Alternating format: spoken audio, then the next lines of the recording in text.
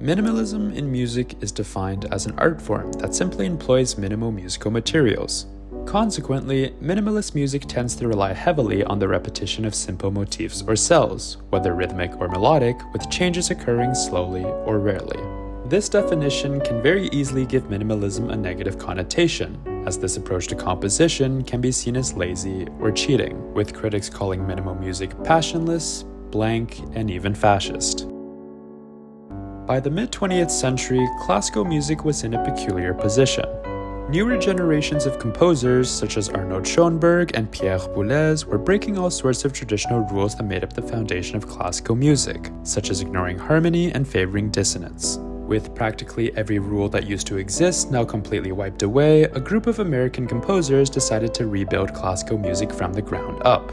The result was minimalism. But why did they stop there? Why didn't they continue to rebuild classical music to what it was before, with its intricate voice leading, rich harmonies, and virtuosic techniques? Well, I would argue it's because they didn't need to. When done right, minimal music can be quite beautiful. By repeating a pattern over and over again, this technique lulls your ear into believing that the pattern will continue to repeat indefinitely. So when a change does occur, however small it may be, this creates a profound and significant effect on the listener. Think of it as a form of cognitive dissonance, minus the associated mental discomfort. A good example of this is the piece Changes by the Canadian composer Alexina Louie. In this piece, Louie makes it very clear to the listener that a change has occurred by accentuating the new note. This, combined with a gradual crescendo, results in a mini climax at measure 9. A climax whose emotional impact, in my opinion, is much greater than what the score implies. Minimal music is akin to observing the gentle movement of waves when standing by the seashore. And if one observes this movement for long enough, one will become absorbed by it, completely forgetting about life and its worries. Take Electric Counterpoint by Reich.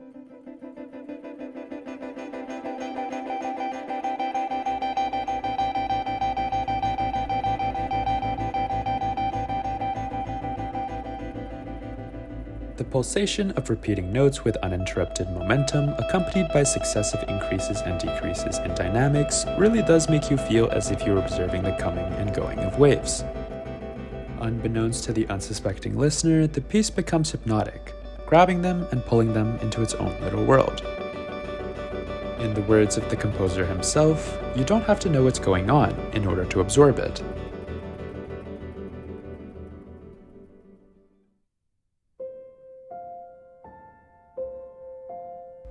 The most intuitive and fundamental beauty of minimalism is undoubtedly its intrinsic simplicity. And the beauty of this simplicity is best epitomized in Arvo Pärt's Spiegel im Spiegel.